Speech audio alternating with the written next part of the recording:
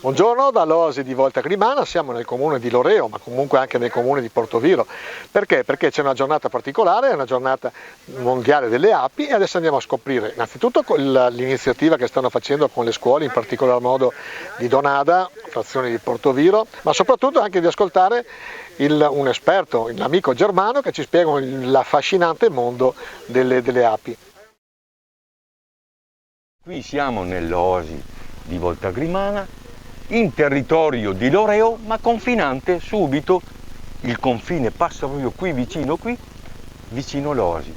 Quindi siamo con i rappresentanti dei due comuni, che adesso vi diranno un piccolo saluto a questi bravi bambini che sono arrivati. Abbiamo le insegnanti qua della classe, la Cristina e la Michela. Innanzitutto ciao ragazzi, grazie per averci invitato qui, perché qua è sempre una meraviglia venire. Sentite che pace ragazzi, no? Siamo a contatto con la natura. E sapete perché oggi siamo qui?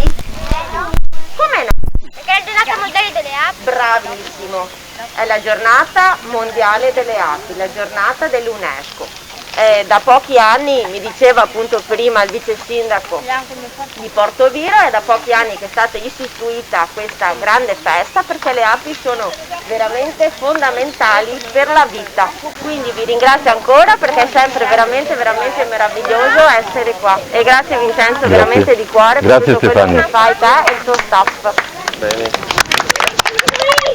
È un piacere vedervi in questo ambiente così bello, no? Così verde, così grande, perché è un ambiente molto grande questo qua. Vedete tante piante, ma sono diversi ettari di terreno. È un'oasi vera e propria, tutelata da chi? Dai volontari del gruppo Iniziativa per l'Ambiente, che lavora su Portoviro ma anche su Loreo, perché siamo comuni vicini e dobbiamo collaborare. La Stefania vi ha ricordato un po' l'importanza del miele, vi ho detto anche che il panino si può fare con il miele e quindi è ancora più buono, no? E quindi mi auguro che anche voi abbiate questa sensibilità verso l'ambiente. Siamo nel parco del Delta del Po, non è mica una cosa da poco, qui siamo nel Delta, il parco del Delta del Po, quindi imparate ad amare la natura.